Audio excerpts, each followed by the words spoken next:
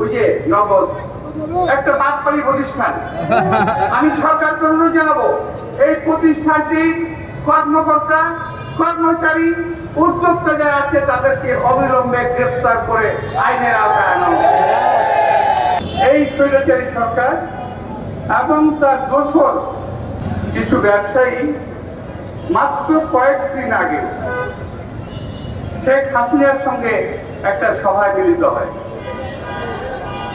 FBCCI নেতৃত্বে। FBCCI সভাপতি বোধহয় মাহবুব, সম্ভবত এরা এমন ভাবে বক্তব্য শুরু করলেন, আমি পুরো মিটিংটা শুনেছি। তিনি এবং আরেকজন ব্যবসায়ী, অনেক বড় ব্যবসায়ী, তারা হাসিনাকে এমন ভাবে বলতে শুরু করলো যে আমরা আপনার মৃত্যুর পর আপনার সঙ্গে থাকবো। আপনারা বুঝতে পারবেন, আপনার টেলিভিশন খুলে দেখবেন যে মৃত্যু থাকবো, মৃত্যুর পরেও আপনার কাছে থাকবো আপনার, এবং আপনার ক্ষমতায় টিকে থাকার জন্য যা করা দরকার আপনার তাই করুন। কারণটা কি? কারণটা হলো হাসিনার সময় এই সমস্ত চামচা বৃন্দ যত টাকা কামাই করেছে সমস্ত টাকা তারা দেশে পাচার করে দিয়েছে, একটা টাকাও দেশে রাখে নাই। খুব সাম্প্রতিক একটা ঘটনা আমি জানি, খুব সাম্প্রতিক একটা প্রতিষ্ঠান ছিল না আপনাদের যে দেশে, সবাই জানতেন যে সরকারি প্রতিষ্ঠান, আসলে সরকারি প্রতিষ্ঠান না, ওই যে নগদ একটা বাদপাড়ি প্রতিষ্ঠান।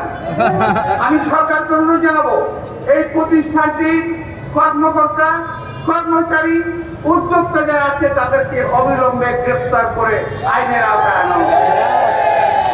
এই এরা এত টাকা অতি স্বল্প সময়ে বিদেশে পাচার করেছে যা আপনাদের হিসাবের বাইরে।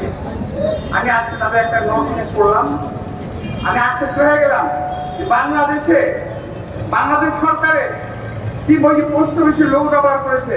এই পোস্ট অফিসের লোগোর কোনো ওদের কোনো নাই, দায়িত্ব নাই।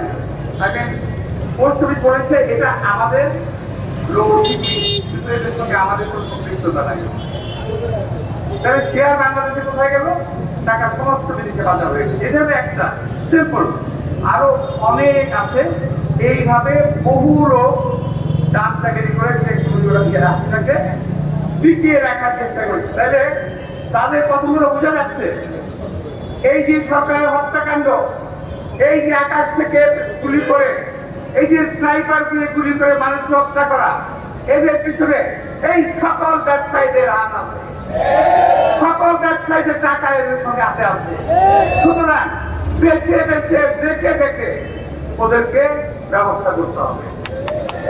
আমি একটা অনুরোধ এই সরকারকে জানাবো যে ধরেন বললেন আর যা কিছু করেন, তবে টাকাগুলো আদায় করলে এখন যে বাংলাদেশে যে প্রায় টাকা যে সমস্যা, সমস্ত সমস্যার অর্ধেক সমাধান হয়ে যাবে।